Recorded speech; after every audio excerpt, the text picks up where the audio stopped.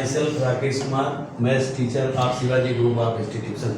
Math class में 7th class Hindi medium के बच्चों का स्वागत है। तो बच्चों, आज इस क्लास में चैप्टर 9 त्रिभुज के बारे में या त्रिभुजों की रचना के बारे में अध्ययन करेंगे। तो पहले तो त्रिभुज क्या होता है? 3 भुजाओं से घिरी हुई आकृति को त्रिभुज कहते हैं। जैसे मान लीजिए हमने कोई इस तरीके से एक त्रिभुज बनाया, ए बी और सी। इसमें 3 भुजाएं ए बी, बी सी और ए सी का उपयोग किया गया है। तो त्रिभुज क्या है? सबसे पहले तो ये जान लीजिए कि त्रिभुज 3 भुजाओं से घिरी हुई आकृति को त्रिभुज कहते हैं। अब त्रिभुज की विशेषता क्या है? इसमें 3 भुजाएं होती हैं, 3 शीर्ष होते हैं और 3 अंतःकोण भी होते हैं, कोण ए, कोण बी और कोण सी। इन तीनों अंतःकोणों का योग यानी कोण ए प्लस कोण बी प्लस कोण सी का मान 180 अंश होता है, यानी योग।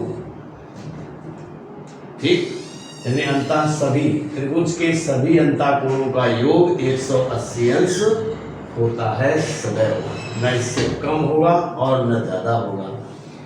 दूसरा पॉइंट है, किसी भी त्रिभुज के बनने की क्या विशेषताएं हैं, यानी आप मेजरमेंट देख करके या भुजाओं की लंबाइयों को देख करके आप बता सकते हैं कि इसमें से त्रिभुज बनाया जा सकता है या नहीं बनाया जा सकता है।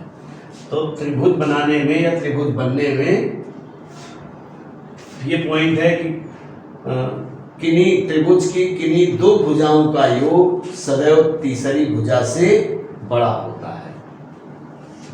पॉइंट है सेकेंड, त्रिभुज की 2 भुजाओं का योग, 2 भुजाओं का योग सदैव तीसरी भुजा से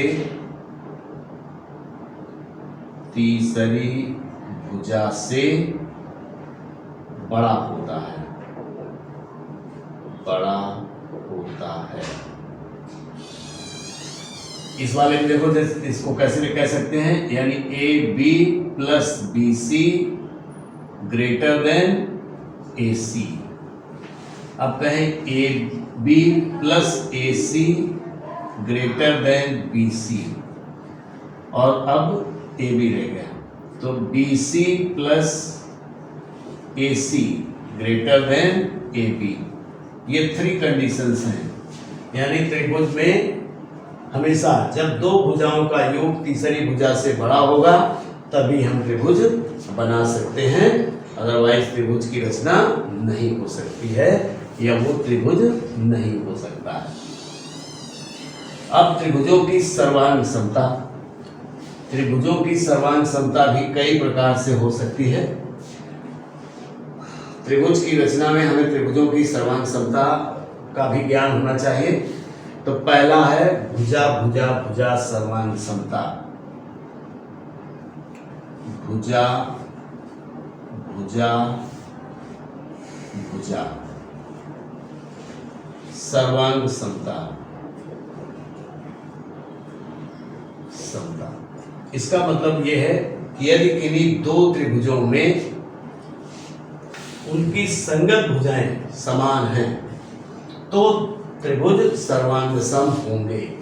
जैसे देखिए, अगर हम कोई 2 त्रिभुज बनाते हैं, ऐसे ए बी और सी, दूसरा त्रिभुज है ऐसे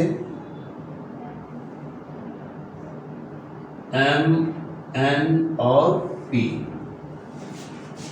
इन दोनों त्रिभुजों में अगर ए बी बराबर एम एन, ठीक, तो यहां लिखेंगे त्रिभुज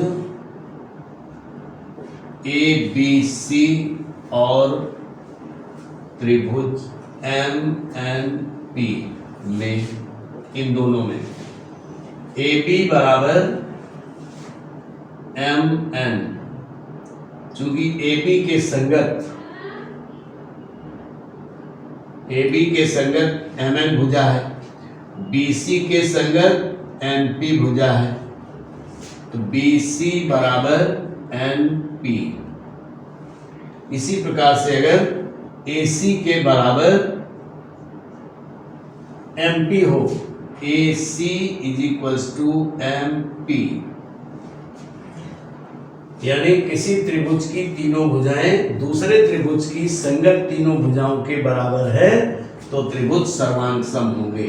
हम इस दशा में इन दोनों त्रिभुजों को सर्वांग सम कह सकते हैं। अब सर्वांग समता का मतलब देखें। सर्वांग समता का मतलब है कि अगर ये पेपर में बने होते हैं तो अगर इस त्रिभुज को उठा करके इस त्रिभुज के ऊपर रख दें और कैसे रखें, वर्टेक्स A को M पर, वर्टेक्स B को शीर्ष B को शीर्ष N पर और शीर्ष C को P पर रखें तो ये एक दूसरे को ये पूर्णतया ढक लेंगे। इसे ही सर्वांग समता कहते हैं। यानी सर जब किन्हीं दो त्रिभुजों के सभी अंग संगत समान हो तो सर्वांग भुजा भुजा भुजा सर्वांग समता के आधार पर दोनों त्रिभुज सर्वांग सम होंगे। अब आइए, जब किसी यस ए यस, मान लीजिए अब हमारे पास तीनों भुजाओं की बात नहीं कह रहे हैं हम, तो अब हम कहेंगे भुजा कोण भुजा, भुजा कोण भुजा। ये दूसरा पॉइंट है सर्वांग समता का, भुजा कोण भुजा सर्वांग समता। सर्वांग समता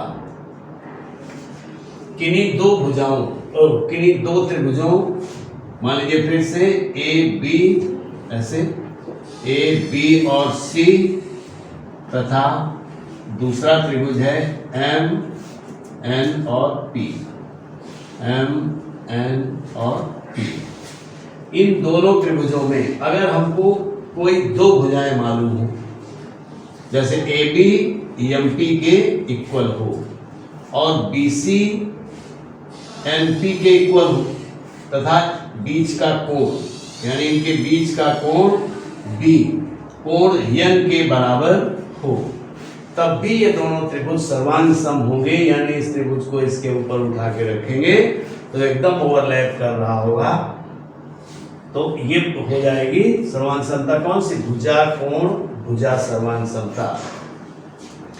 तीसरी है ए एस ए, यानी कोण भुजा कोण। तीसरे में है कोण भुजा कोण सर्वांग समता। अब किन्हीं दो त्रिभुजों में दो कोण यदि समान बता दिए जाएं इस प्रकार से, ए बी सी और एम एन और पी, इन दोनों में से कोई दो कोण, अगर हम पहले बताएं बी सी भुजा एन पी के बराबर है और कोण बी कोण एन के बराबर है, कोण सी कोण पी के बराबर है, तो भी ये दोनों सर्वांग सम हो गए, 100% सर्वांग सम ही हो गए। तो ये कौन सा हो गया सर्वांग समता? कोण भुजा कोण, यानी इसको S A O, A S A कहेंगे, A S A, angle side angle. फिर है right R H S, right angle, इस तरीके से आर एच एस को देखते हैं। समकोण भुजा में, वो समकोण त्रिभुज में कर्ण भी होता है, तो समकोण कर्ण भुजा इस तरीके से। तो राइट एंगल अगर हम ऐसे बना दें, राइट एंगल का मतलब है 90 अंश का कोण, समकोण इस तरीके से। इसमें भी दो त्रिभुज हमने बना दिए ऐसे, ए बी सी और एम एन पी।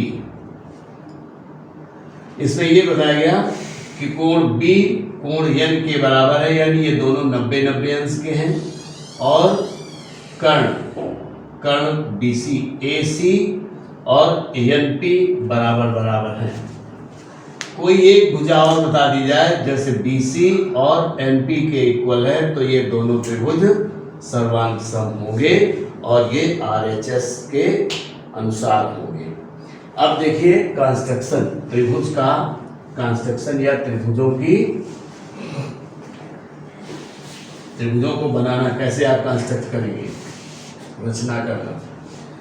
जैसे एक त्रिभुज दिया गया है, कोई एक त्रिभुज LMN की रचना कीजिए। त्रिभुज LMN की रचना करें जिसमें MN 9.2, MN बराबर 9.2 सेंटीमीटर और ML 9 सेंटीमीटर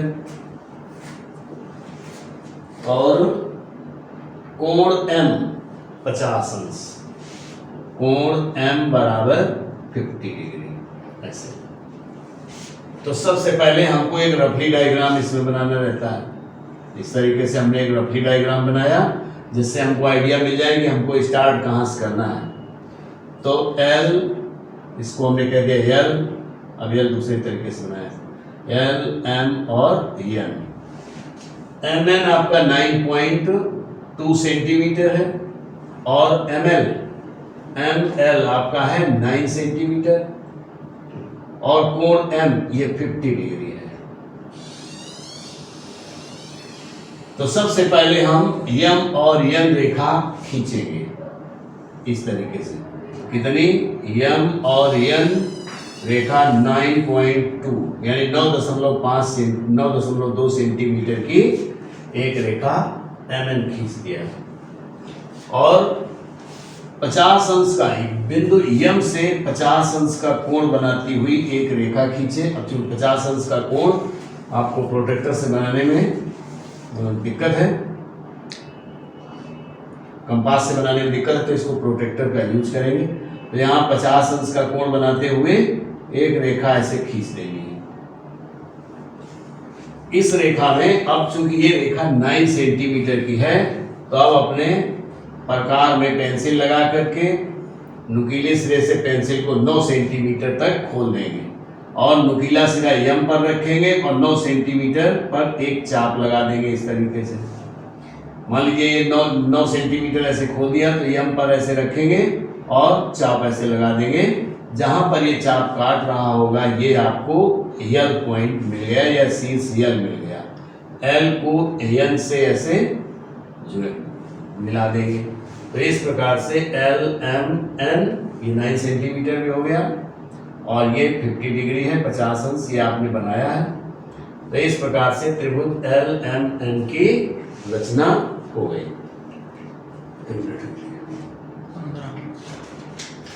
तो बच्चों इस क्लास में इतना ही। आगे नेक्स्ट क्लास में एक्सरसाइज 7.1 स्टार्ट करेंगे।